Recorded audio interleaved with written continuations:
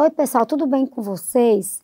Hoje nós vamos estudar como é que a nova lei de licitações, ela trata das nulidades nos contratos administrativos, certo? Então, eu vou começar explicando para vocês o que é uma nulidade, né? Que vou esclarecer isso para vocês. No direito, ser nulo é sinônimo de ser inválido. Pela nulidade, ocorre o quê? O reconhecimento de que determinado ato ofende a ordem jurídica, ou seja, há uma irregularidade. O passo seguinte é a gente considerar se esse ato é ou não sanável. Então, vamos ver. Caso a resposta seja positiva, se esse ato puder ser sanável, ocorre o quê? A convalidação, que é exatamente a convalidação daquele ato administrativo.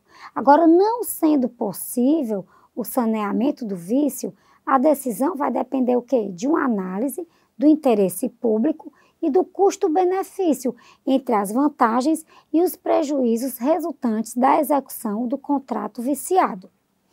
Pessoal, nós temos o que desse modo? Desse modo, nós temos que o contrato administrativo, ele é considerado nulo quando ele apresentar irregularidades na licitação ou na execução contratual.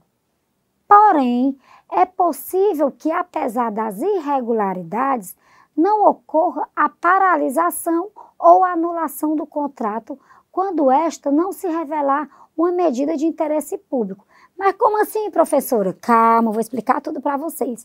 Gente, a lei de licitações, ela prevê que uma vez que for constatada irregularidade na licitação ou na execução contratual, se for possível esse saneamento, somente vai se suspender a execução ou vai se declarar a nulidade do contrato em prol do interesse público. Em outras palavras, o que é isso? Então, antes de anular a licitação ou o contrato, a autoridade deve o quê? Considerar as consequências dessa medida, dessa anulação. E como essas coisas, como elas vão repercutir no interesse público. Mas, professora, quais são esses requisitos, né, que orientam essa análise? Pessoal, são critérios dessa avaliação, por exemplo, os riscos sociais decorrentes do atraso na fruição desses benefícios do objeto do contrato e o custo dessa deterioração ou da perda das parcelas executadas. Prestem atenção. Nesse caso, os princípios do interesse público, da segurança jurídica e da eficiência justificam a mitigação do princípio da legalidade.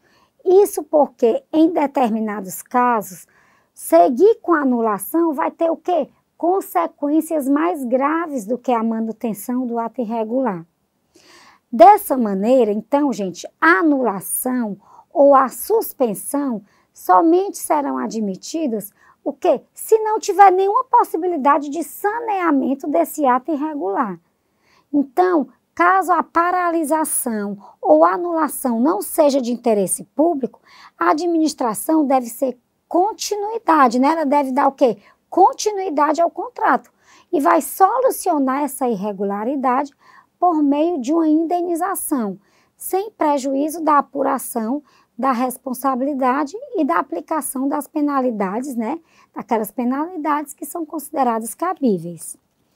Pessoal, nós devemos analisar também a declaração de nulidade, que é um documento que requer uma análise prévia do interesse público envolvido. A necessidade de tomar essa decisão, ela surge quando constatadas irregularidades no procedimento licitatório ou então na execução contratual.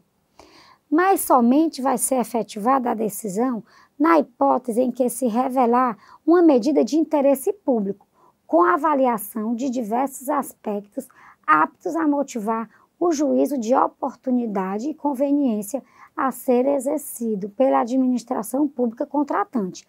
Então, gente, nos casos em que a anulação do contrato não se mostrar aderente ao interesse público, a administração deve optar pela continuidade do contrato e pela solução, né, dessa irregularidade por meio de indenização. Professor, e feita essa declaração de nulidade, o que acontece? Gente, uma vez declarada a nulidade, nós teremos alguns efeitos. Vou dizer aqui para vocês. Primeiro, em regra, a nulidade vai ter efeito retroativo, desconstituindo os efeitos passados e impedindo a produção de novos efeitos jurídicos.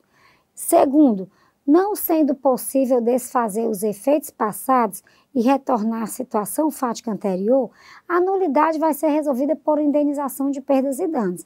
Vou dar um exemplo aqui para vocês para melhorar. Vamos lá. A empresa construiu metade dos andares do prédio e não deu causa à nulidade. Assim, não há como desfazer o trabalho que já foi realizado. Então, a empresa vai ser o quê? Indenizada por tudo aquilo que ela construiu. Como último efeito, a autoridade, visando a continuidade da atividade administrativa, ela pode decidir que a nulidade só tem eficácia em um momento futuro, que é suficiente para efetuar uma nova contratação por um prazo de até 6 meses, que seja prorrogável por uma única vez. Tá certo? Foi declarada a nulidade.